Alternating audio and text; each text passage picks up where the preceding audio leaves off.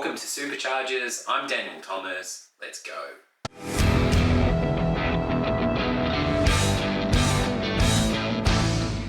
G'day guys, my guest on this episode is Mia Sivan. Mia is a former professional investor turned author who brings readers into the fast-paced financial world of Tel Aviv through her romance novels. Using real financial scandals to frame her work, her stories centre on smart women and the men who are strong enough to be worthy of them. We had an awesome chat. Let's get into it. What I love with what you've done with your writing is that you've found this awesome intersection between your experience in the finance world as an investor. And, from writing, they do say write about what you know. And it sounds like you just have drawn from so many of your experiences in the finance world, but found this intersection between now being an author and drawing from that world. I think that's really awesome. In the finance world, did you find you were always observing when you were observing these things going on? Were you sort of taking notes already, or was it more like you reflected on that time once you left the finance industry? Well, the thing is that although it was a stretch of 30 years that I worked, it wasn't one long stretch. I was fired twice because of once in 2008. GFC. It was a very bad year. Yeah. And once because the regulation changed and my company was dismantled. So it wasn't fired, just, So actually I had a lot of, and then when I went with my husband, I was already working, but I left my job to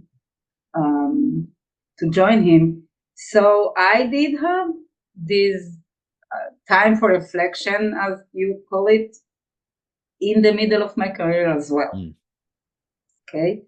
So when I was fired in 2008, I always loved writing, and I thought about doing that then. And I took a year off, and I attended a writing seminar. Mm-hmm. And what happens when you start writing and you never did this in university, or it wasn't your, because I've got a BA in economics and an MA in finance, but so you sort of have to go to train yourself doing that. I mean, through practice, not through theory. And I started writing in Hebrew, and I found out I can't write in Hebrew. Interesting. Because when I was 16, we left Israel and we went to South America, and I went to an American high school. So I'm an American high school graduate, and they didn't have books in Hebrew, so I would read only in English. So from the age of 16, because I love reading, I only read in English, everything. If it's written in English, if it's written in French, yes, I read it in Hebrew, but okay, how much do I read French also? It's not much. Or German, or Scandinavian, you know what I mean? Most of world literature still is written in English. If you want to read in the original language, just read. So basically I read in English, and then it's very, very hard to write in a language if you don't read in it. So it took me a while to discover that I can't write in Hebrew, which is my mother tongue. That's odd, right? And so this year, and then I got a phone call from an old friend. We used to work together, and said I have this position, and I was this position of VP investment, and do you want to come back? And I said, oh yes, I can't write in Hebrew. I probably won't make any money. Yes, I'm coming back. I miss the capital markets. So I went back to work after being fired, and then another stretch of being VP investments, and actually dealing mainly, if before that I dealt with institutional money. Institutional money means pension funds. Mm-hmm. you never meet your clients. My second stretch was actually dealing with very, very, very wealthy individuals, which gives you a different perspective. And so no, and then I started write, and then I thought, okay, so not Hebrew then English, and I start writing while I'm still working, and When, and so when you didn't meet the clients, so when you were working for these people but you never actually met them, did you sort of create a picture of them in your own mind, like a character? Did you have information about them, or it was literally yes, just no, you did? so okay, so you don't meet the client when it's a pension fund, like you have your money, I have my money, everyone has their money in a pension fund or a 401k if they're in the States or whatever, some kind of a way to have money when you retire, right? Mm-hmm. You never meet these people. It's you, me, everyone on the street. Right. Yeah. And so you don't have to imagine everything because they're ordinary people. Yep. But once you work with those very, very wealthy people, individuals, no, you know everything about them because first of all, you do a questionnaire. You have to meet them face to face when you sign them on their contract. And you do a questionnaire and you ask them a lot of questions. Or at least you do in Israel, that's the regulation. And even if they're very wealthy and they say, listen, I don't need to answer, in my where I worked with, would say, yeah, but please do. Okay. Yeah, You'd push a little bit. You're so smart, you're so push. rich, you don't need to do anything. Please do. And then what happens is when you ask people questions about their wealth, or it's actually asking them about life planning. So you get to some bigger questions there. Yeah, because even if they say, there are very few people who don't care if they lose money. What you have to establish when you speak to a person is how risk averse or how much can he tolerate when markets go down. Because when markets go up, everybody does. But how much he doesn't sleep at night. They think about it all the time. They call you. How much can they take? And you find out that even if the person is really rich, sometimes they just can't take risks. Interesting. Yeah, yes. They're quite reactionary to it. Yes, because again, there are some people that are so rich and so sophisticated, they understand. But a lot of people don't. And that's very interesting to see. So you have to establish that, listen, if you have such markets go down, like this month, for example, volatility, I don't know how much you are in capital markets, but this month, volatility was crazy. I mean, people lost millions and then it came up and down and up. and the real trick is just don't check your account all the time. That's the trick. That's what I'm getting at, the reactionary thing. And I've also heard it in a different context in terms of like athletes and so on. You know, if they lose the game one week, they just stick to the same preparation. Like don't get thrown by the loss, just stick to the game plan regardless of the up and down of what's going on. And it's easier said than done. It's so easy to get caught in this reactionary, get thrown around. But you're right, if you don't check it, just stay on the plan. Don't check. And it's really, really true about financial decisions. People tend to be impulsive when they do financial decisions, if they do it alone. That's why, for example, it is mandatory to have an investment committee. So you meet other people and you talk about it, and then you get like, even if stuff is really, and listen, it's been bad. It's been bad everywhere, and here especially. But when I still sit in an investment committee, and you hear other opinions, and you think together what's right to do. And when you're not alone, you make better decisions. And this is actually a very feminine way of thinking, because women like to confirm, men don't like it so much. They think that they think they know best, basically. But investment committees actually are very, very important. So did you find it was a male dominated industry when you Oh, were? yes. Yeah. Oh my God. Yeah. I spent so many days in a room alone with 15 guys. And And so then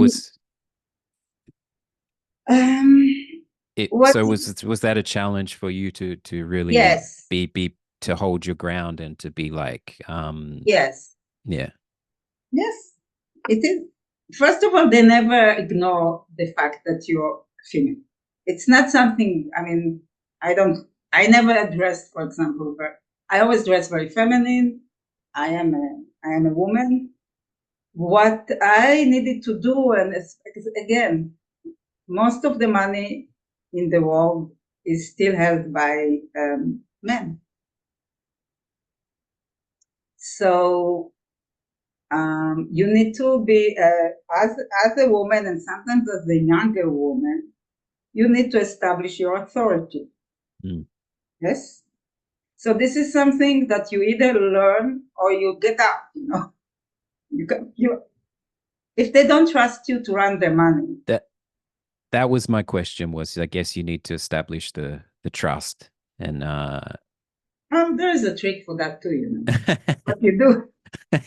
First of all, you speak in a lower voice. You do like Elizabeth Holmes. Remember her? Remind The me. woman who ran this company that was doing like this blood test, but they actually didn't do anything. Okay. Vaguely. Yeah. Anyway, she spoke really slowly. So I'm not like, but you know what I mean. So that's like a primal thing, getting into like the authority. And body language, I guess, as well. Yeah, body language, but I think I'm naturally like, I mean, or maybe I became like that. It's been years, so maybe when I was younger, I was more like, but you don't move a lot. You speak in a lower volume, and the trick is you sneak into the conversation like a professional word that they might not know. Okay, just to assert your knowledge and yeah. So you're like, are you? So we are going to work on. We are going to establish a Fourier modified duration. Is that okay with you? Do you know what I mean? Yeah, I know what you mean. See, similar in architecture as well. Like in architecture, you don't want to drop too many big words because it just loses people. But you want to show that you have a knowledge of the intricacies of construction. And if we take this conversation into books, like when I write about finance, this is something that fascinates me. But believe me, 95% of people don't want to hear about finance. So when you write your plot, your financial plot into the book, you need to make sure you make it interesting, even for people that are not into finance. Big money, everyone understands, and taking money. But when you start going into all these financial plots, people lose you. You lose people. Yeah. So, and I think regardless of whatever the world it may be that you're writing about, you have to find a way to make that tangible to somebody who doesn't understand that world. Exactly. But they need to feel like they are part of your world. You need to pull them in.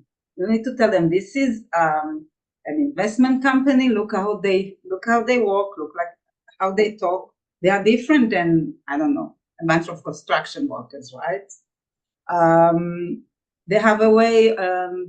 This is their what we call world setting, right? Mm-hmm. So this is their value system. They need to dress in a certain way, etc. You need to pull the reader into your world, but not, drown him. Yeah. Yeah. So these call them power plays in a way, this client and investor relationship that you are dealing with all the time. This seems to be a theme that's carried through in your books. Am I correct in that, this not Yeah, only between men and women, but between status and role? And it sounds like that was something that you had to juggle all the time, was this relationship and power. yeah. I actually listened to your conversation with your father. You know, Oh, I which, did. that's awesome. That's on a different show. It is. It's reflections. Wolf and Cup turn the spotlight on each other. Oh, that's awesome. I appreciate that.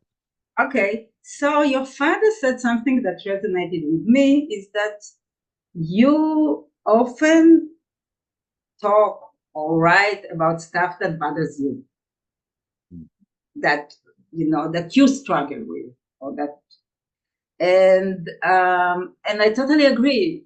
And I think also that if you write about something that is important to you, or that you've one of the challenges that you face, and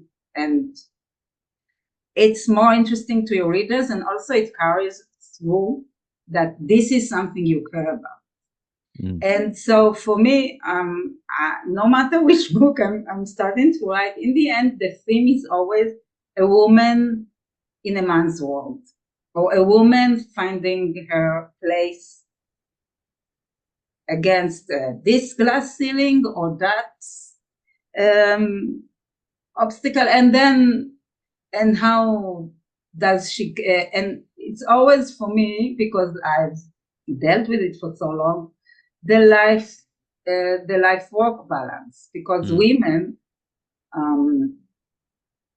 are in charge of the house, of home, and maybe in some households it's different, but usually it's the woman that takes care of the children, and that everything runs smoothly. Doesn't matter if she takes assistants to do it or not. She has nannies and cleaners and even someone who does her laundry. Doesn't matter, she's in charge. And so I find that is also something that is uniquely, not uniquely, but predominantly something that women have to deal with as long as they want the family. Yeah, this And juggling act And a of man that starts a family usually doesn't think about it, and a woman immediately thinks about it. Oh, wait, I'm going to be pregnant. I'm going to give a birth. So this is something that it's still only she can do, right? And then I have to, and then starts, and then I'm going to take care of the kids, and the man never really. I mean, he can run smoothly almost, even if he is involved.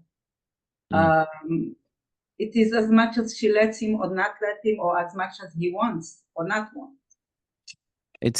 I love that you've addressed these themes that we have in us, and that's what I was talking about with my dad. His themes that continually reoccur in his documentaries, and I have themes that are continuously showing up in my work. So this theme of woman in a man's world, and this balancing life from the female perspective. It's just so interesting that continuously comes up for you. It's almost like we have these themes that we're just so they're just so important to us. But I know, and I am now living a little bit the financial world. I did my 3 books, and I find it hard right now because I studied the first book, and I not hard, but I really want to. There's this heroine that has been nagging at me for a while, and she lives in 12th century Spain. So amazing. right now I'm writing a series of books which is different than what I wrote before, but actually similar in a way that, because when I thought to myself, and I was just talking this morning with my friends, because I Zoom every morning with, we have a group of also friends. So this is my support group the way I. Because writing, you do it alone, but It's lonely. I know. But if you meet with friends and we meet via Zoom, Netherlands, Spain, Israel, and Japan. The Japanese one, that's their afternoon, but for us it's the morning, and we meet every day. Amazing. Amazing. We managed. It's such a support group, and for me, the last year, just they carried me. And so you throw out your struggles and ideas and things that you're trying to and develop. And Nina, my bestseller also friend, I have a bestseller friend, and she says, I've been struggling with the theme of my new novel, and she writes paranormal, so for her is, do I need to save the world or just my family? And for me, I said, and you know what? For me, it's this woman in 1194 in Spain, fighting for her share of her father's inheritance and working in what she knows how to do. She's a healer, etc., etc. So for me, it's the same theme of a woman in a man's world. Yeah, in the balance. Yeah. Exactly. Just the setting is different, but I just repeat myself.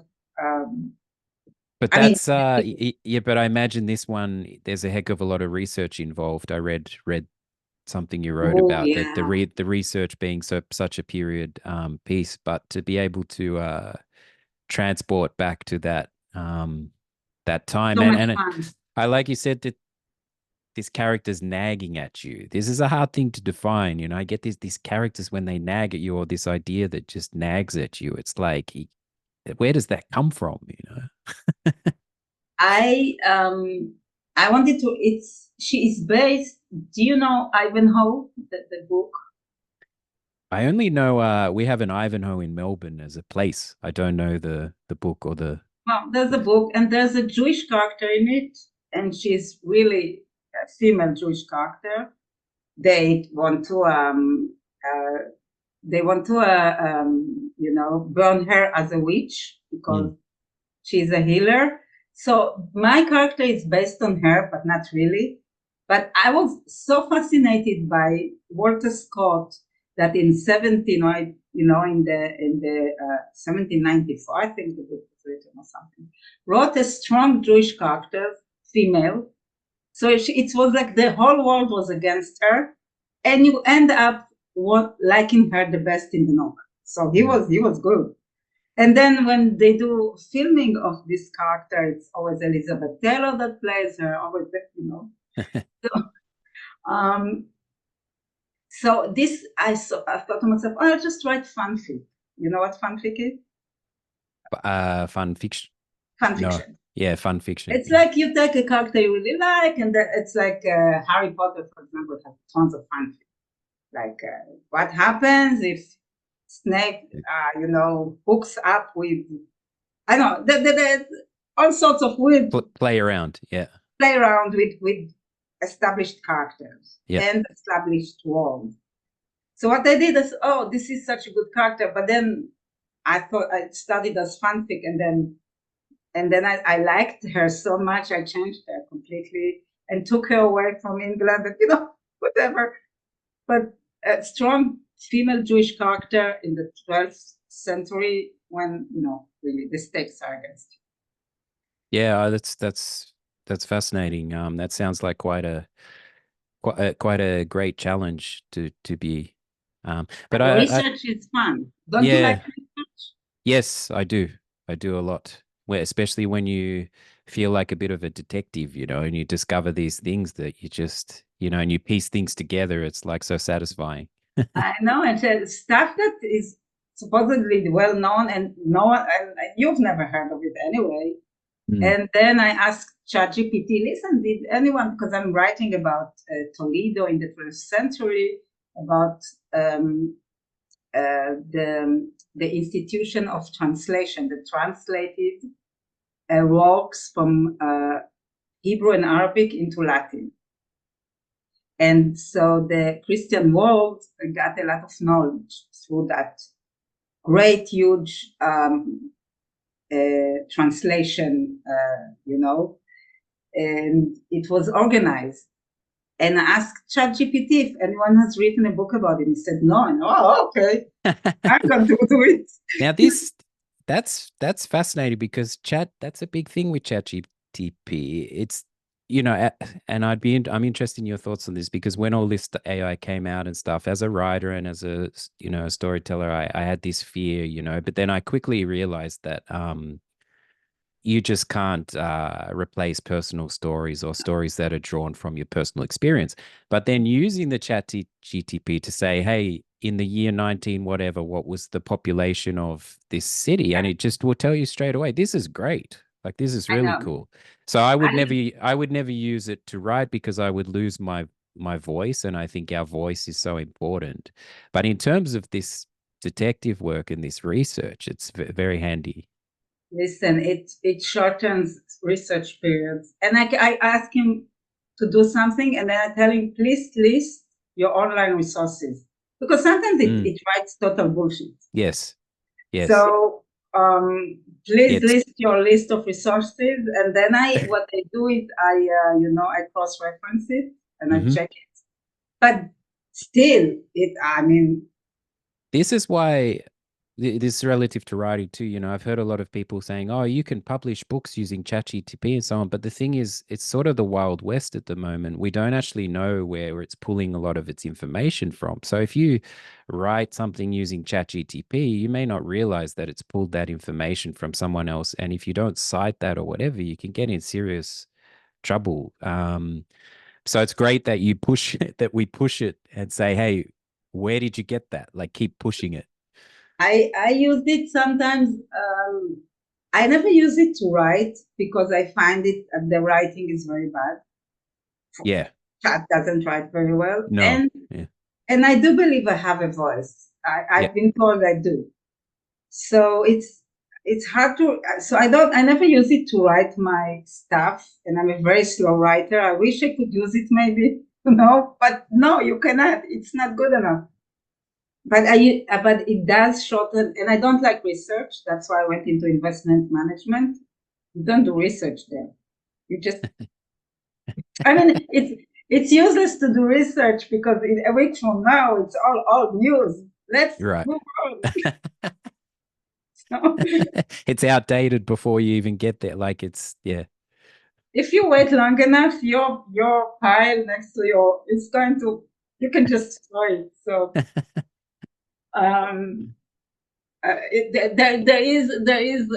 there are challenges in investment management, but extensive research.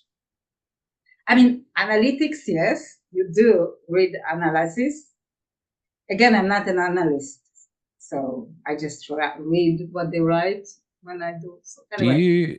So in terms of your process, I'm a slow writer as well. I'm very methodical and slow, but how do you go about that? Is the morning the best time for you, or do you work late at night, or do you try and hit a certain amount of words? Wow. Okay. Yes. So listen what I do. The thing is, right now I'm writing a first draft of my new series because I just published my third book. I didn't know. And this is something that I've been saying to myself, okay, go for it. But it took me time. When you pivot, it takes time to understand what you want. And then it takes time to build exact genre you want to go into. Because I was in romance, contemporary romance, with a high hit level, meaning explicit sex scenes in my books. And right now I'm going into a genre which is historical, cozy mystery. So there are going to be murders and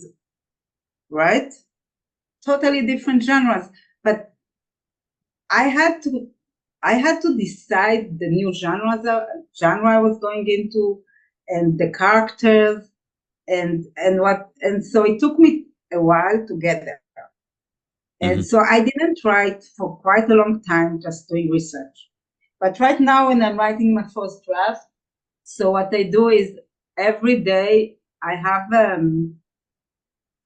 a sort of a Google Docs that is monthly planning. And I'll just open it on my computer, so when I speak to you, I can look at it. I have a second Cool. screen, Yeah, cool. Okay. So this one is called August 2024 because that's where we are.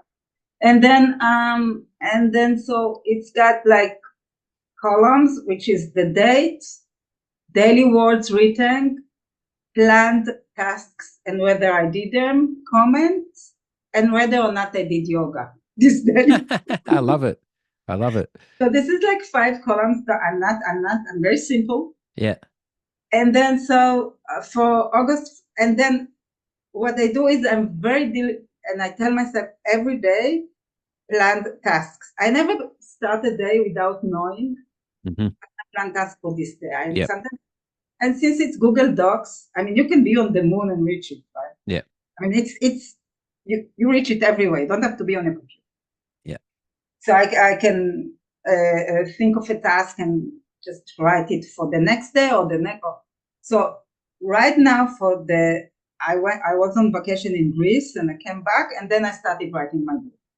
So beginning of August I started writing my book, and every day I write like I tell myself write at least 500 words. Okay. That's not a lot. 500 words is nothing, right? Mm-hmm. I usually, and then if I do, I write down, and put a yellow highlight. Yeah, I read your blog piece on this. Oh, you did? Yes, because and I like this microtasking because and I like this done with the yellow because it's a reward, and we need these. I think we need these rewards, these little. And then I look at all the yellow, and then if I don't see a yellow, I just missed that task. So Yeah. that's also it's, and so right now it's every day. There's always write 500 words. I usually do more. Mm-hmm.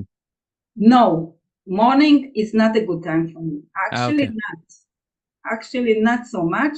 Even though if I will sit down, because I'm so used of checking emails.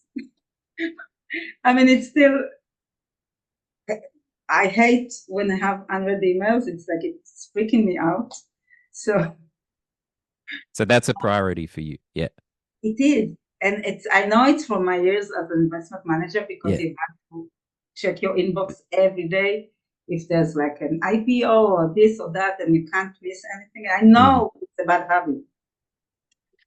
But what's cool about what you're doing, and I guess it's like you say, it's partly come from the finance world that you're in. Even with this creative stuff and this writing stuff, you're just tracking it, and you're systemizing it in a way. And I've just found that when we track stuff and when we actually take note, like I found it with diet, I found it with finance, until you actually see it, you may not be aware of it. So the fact that you're doing this with the writing as well, I hit this, I didn't hit this is and keeping it simple too, just the columns. All this stuff I think can really help us not be like overwhelmed by. The thing is, when you're trying to write a novel and you got to get to like thousands of words, it can just be very overwhelming and it can stop you in your tracks. And also the fact that you are you know what you're doing the next day, because we can waste an hour trying to make the decision on what we're doing. And I've had some guests also with, even with like going to the gym or whatever, they're like, they know what they're going to do before they get to the gym, so that when they're in the gym, they're just doing it. Whereas I might go to the gym and walk around for 10 minutes and go, oh, I might do this or I might do, that's all right. But it's not very, if you want to be really like efficient with your time, because time is so important, these systems are sort of boring, or they can sound a little bit mundane. They really help us. They're mundane, but there's not just one system. I mean, this is something that I built for myself, and I found that I can sustain it. Because if you do something and if you like feel the way, good intentions, but you don't sustain anything, Yeah. Yeah. But those 5 columns, and then, and then I write actually ahead of time. in big green letters, day off, if I do take a Mhm. day, Mhm. which I think is very important to know in advance if you're taking a day off. Yeah.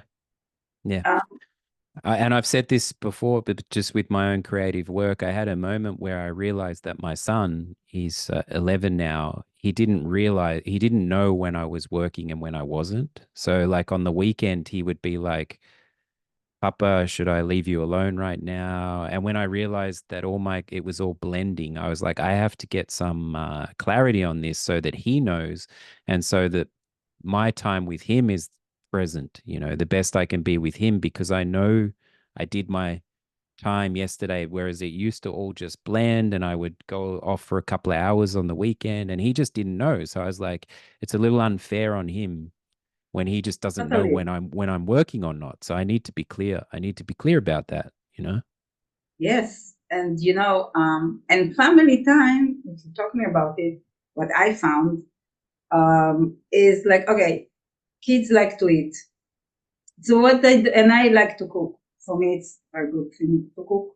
So the times that you actually meet with your children and they speak to you is actually at meal times. Mm. So what I used to do when they were little was having a very clear dinner time for them. So we always convene as a family at 7 p.m. We eat. It doesn't matter if we eat only a toast. It doesn't matter the food. It doesn't matter. It's the convening. Mm. So, and right now, both my sons are at home. My son is a student. He's going late October to study. So we eat lunch together, right? And then I write in the WhatsApp, lunch today at 2. And everyone comes. First of Yeah, all, great. Yeah. see what I'm saying? Yeah. There's food, and I don't allow cell phones at lunch. Great. Do you have a bucket that they have, a thing they No, have to leave them at that's we have a great. big house. They can leave it on the table over there. Yeah, that's great. No, that's awesome. So that they're engaged. It's But really, I'm thinking if you have if you attend dinner with your son every day, or anyway, it's a great time to speak because then they eat and you don't even have to ask them how their day went because Mm. they talk. Yep.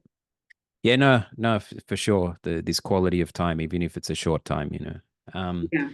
I was thinking just before, it's interesting the series that you're working on now, because your other books, Tel Aviv has been very much a character, but in this one, Tel Aviv seems to be it's set in Spain, right?